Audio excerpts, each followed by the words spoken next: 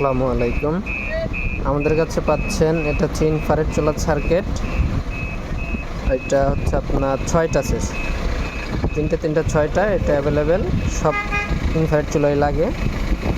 আর একটা আছে 7টাস, এটা একটু স্লো আইটেম, তাও এটা অনেকই লাগে। আরেকটা পাচ্ছেন আমাদের যেটা ভীষণ আপনার 40-3 যে মডেলটা, এই মডেলে আপনি এটা লাগাইতে পারবেন। রেগুলেটর সিস্টেম 6টা আছে ডিসপ্লে সহ।